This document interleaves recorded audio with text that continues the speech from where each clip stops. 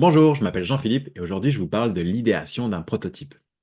Alors, une définition simplifiée de l'idéation serait de 1. Trouver une idée, 2. La tester, 3. La modifier et ensuite répéter les étapes 2 et 3 jusqu'à temps que l'idée nous semble assez bonne. Alors, il existe selon moi trois façons de commencer un jeu. Premièrement, la thématique. Si j'ai l'extrême envie de faire un jeu qui tourne autour du monde marin, de la jungle ou encore dans une école, peu importe la thématique qu'on choisira, j'ai tendance à plonger dans le plus de lectures possible pour nourrir cette envie. Puis aussi, je vais faire attention à tous les détails que la vie me propose qui est relié à cette thématique-là. Deuxièmement, le matériel. Alors ça arrive parfois qu'une petite voix me dise: «Oh, ce petit bout de métal que j'ai trouvé par terre, il ressemble à un pont, il pourrait très bien, être un pont dans un jeu, un pont qui relie, 2 îles», par exemple. Un crayon comme ça pourrait très bien être utilisé pour pousser des pions, dans un jeu de dextérité. Là où je veux en venir, c'est qu'une idée peut émerger de quelque chose qui finalement est très banal. Troisièmement, la mécanique. La mécanique, elle décrit comment les joueurs peuvent ou non atteindre finalement l'objectif du jeu. Il peut y en avoir plusieurs différentes dans le même jeu. Il existe par exemple le placement de tuiles, l'échange de cartes, lancer de dés, euh, la gestion de ressources. En tout cas, la liste est très très longue. Mais ce qui est important à retenir, c'est que ces trois éléments-là, en fait, sont tout aussi importants que les autres, puis chacun d'eux influence grandement les deux autres. Ils sont tous comme interconnectés. Alors maintenant que j'ai une idée, qu'est-ce que j'en fais et comment je la développe? Une compétence nécessaire à un créateur de jeux de société, c'est de savoir écouter. Alors, en premier lieu, écouter son jeu.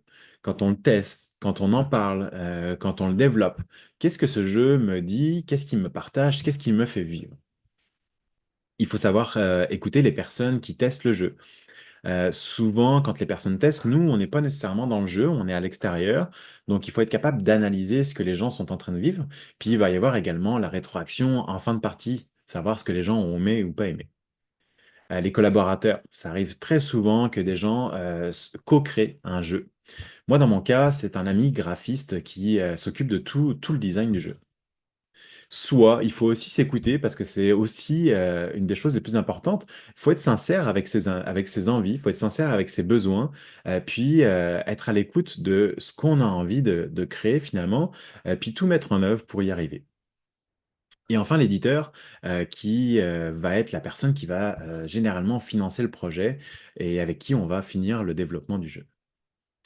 Ensuite, dans la pratique, une fois que j'ai choisi une idée, que je l'ai transformée, que je l'ai modifiée plein de fois, je reste toujours conscient que cette idée peut manquer de maturité ou bien tout simplement ne pas être bonne.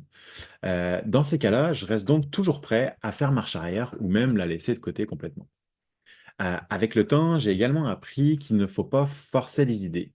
C'est comme un écrivain qui se met devant une page blanche, parfois l'inspiration ne vient pas. Je passe donc à autre chose, puis j'y reviens plus tard, ou quand j'ai un éclair de génie qui arrive, et puis finalement, c'est comme, ah, c'est l'idée qu'il me faut. J'aimerais maintenant vous partager un cas concret d'un prototype que j'ai créé. Alors, comme je vous le disais dans une précédente vidéo, ce qui a déclenché chez moi l'envie de créer des jeux de société, c'est ce que j'appelle la permutation. La permutation, c'est une mécanique de jeu très simple qui consiste tout simplement à encercler avec deux de nos pions un pion adverse. Dans cette situation-là, il suffit juste d'inverser un de nos pions avec le pion adverse. Alors, cette mécanique de jeu a très vite été supportée par le côté matériel des anneaux. C'était très simple de placer les doigts au centre et puis de pouvoir effectuer les rotations ou même de pouvoir déplacer les pions. Ensuite, il fallait bien que ces pions soient quelque part, donc j'ai utilisé un jeu d'échecs de 8 par 8 cases. Et puis ensuite, j'ai développé de nouvelles mécaniques. Alors, des nouvelles mécaniques de rotation ou de déplacement.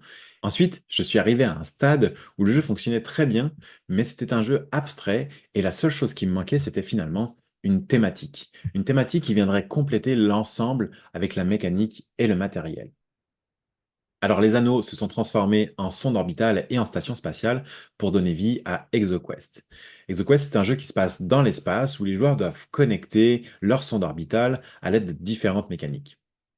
Pour terminer, je vous partage un dernier truc.